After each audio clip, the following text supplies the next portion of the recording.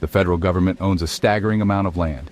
This land is spread across various states, encompassing a wide range of ecosystems, from arid deserts to lush forests, and from rugged mountains to serene grasslands.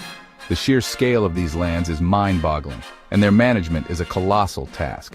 It controls over 640 million acres, which is an area larger than the entire state of Alaska. This vast expanse of land includes national parks, forests, wildlife refuges, and other public lands that are meant to be preserved for the enjoyment and benefit of all Americans. Almost a third of the entire United States. Imagine the responsibility and the resources required to manage such a significant portion of the country. These lands are not just empty spaces. They are home to diverse wildlife, natural resources, and recreational opportunities that millions of people rely on.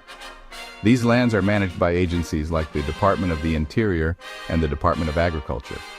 These agencies are tasked with balancing conservation efforts, resource extraction, and public access, which is no small feat. They must navigate complex regulations, environmental concerns, and the needs of various stakeholders. This arrangement is costly and inefficient.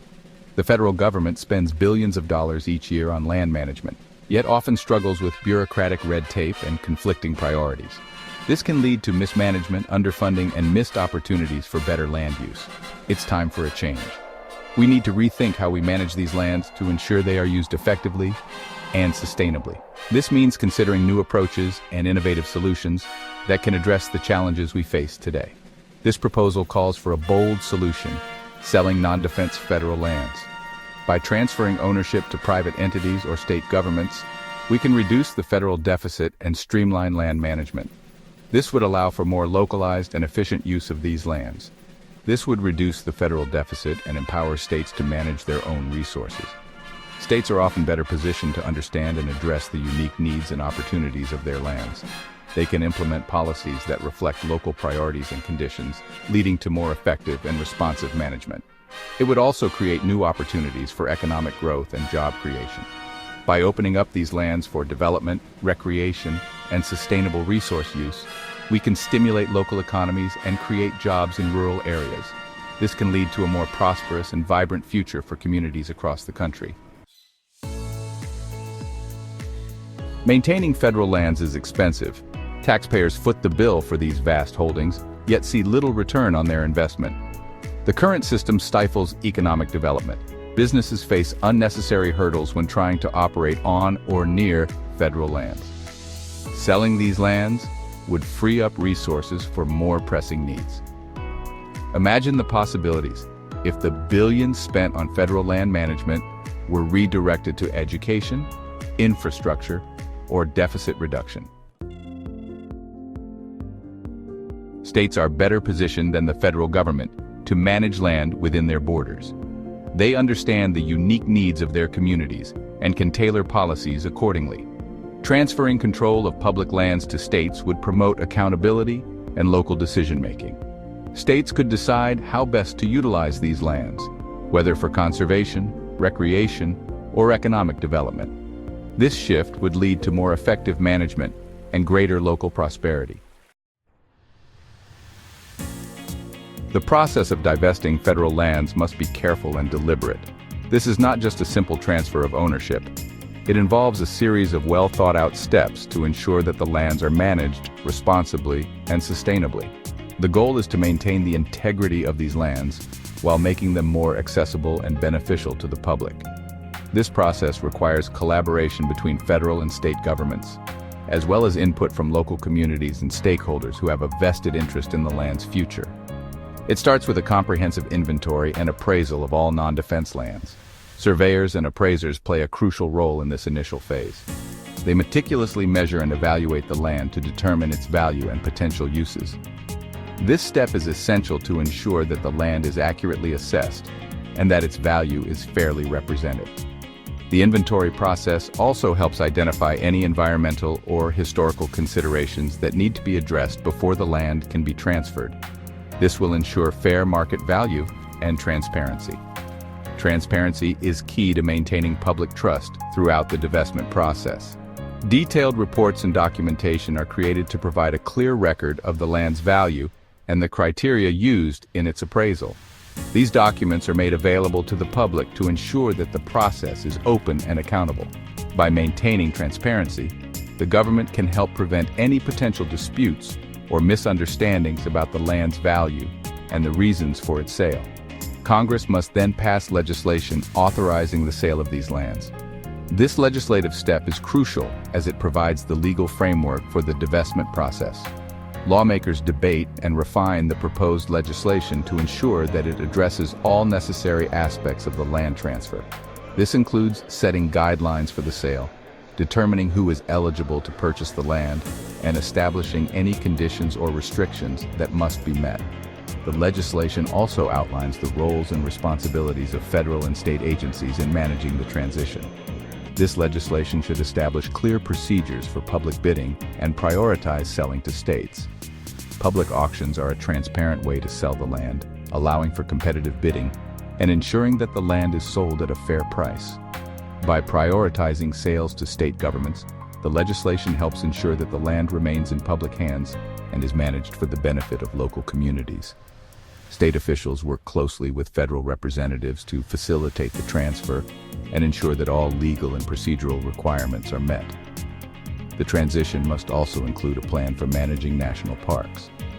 National parks are some of the most treasured and visited public lands, and their management requires special consideration. The plan should outline how these parks will be maintained and protected under state stewardship. This includes ensuring that park rangers and other staff are adequately trained and equipped to manage the parks, as well as setting guidelines for conservation and public access. The goal is to preserve the natural beauty and ecological integrity of these parks while making them accessible to future generations. These treasured spaces should be entrusted to the states, with provisions ensuring continued public access and conservation. State governments are often better positioned to manage these lands in a way that reflects the needs and values of local communities. By including provisions for public access and conservation, the transition plan helps ensure that these lands remain open and accessible to everyone. Conservation efforts are also critical to protecting the natural habitats and wildlife that make these parks so special. By working together, federal and state governments can create a sustainable future for these cherished public lands. Funding the future proceeds and trust funds. This section delves into the financial strategies and long-term benefits of selling federal lands and establishing trust funds. The proceeds from selling federal lands would be substantial. Imagine the vast stretches of land currently under federal control being sold to private entities or state governments. The revenue generated from these sales could be in the billions, providing a significant financial boost. A portion of these funds should be used to establish trust funds for each state receiving public lands. These trust funds would act as a financial reservoir, ensuring that the states have a steady stream of income to support various initiatives. The idea is to create a sustainable financial model that benefits the states in the long run. These trust funds would provide a dedicated source of revenue for park maintenance, staffing, and conservation efforts. Imagine well-maintained parks with adequate staffing to ensure safety and conservation, volunteers and park rangers working hand in hand to preserve the natural beauty and biodiversity of these lands. The remaining proceeds should be used to pay down the national debt. By allocating a portion of the revenue to reduce the national debt, we can take a significant step towards fiscal responsibility. This would not only improve the country's financial health, but also set a precedent for future financial management. This would be a significant step towards fiscal responsibility, freeing up future generations from the burden of our current spending. Imagine a future where our children and grandchildren can enjoy the benefits of well-maintained public lands without the looming shadow of national debt. This vision of financial prudence and environmental stewardship is not just a dream, but a tangible goal we can achieve through strategic planning and responsible management of proceeds and trust funds. Honoring service transitioning federal employees. The proposed changes will undoubtedly impact employees of the Department of the Interior and the Department of Agriculture. It is crucial to ensure a smooth transition for these dedicated public servants. We must recognize and appreciate their service to our nation. A comprehensive plan must be in place to support them through this change. New horizons, severance, and state opportunities. Federal employees should receive generous severance packages. These packages should include financial compensation based on years of service, ensuring a safety net during the transition.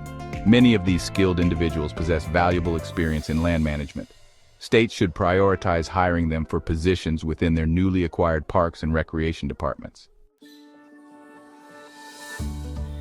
Investing in futures.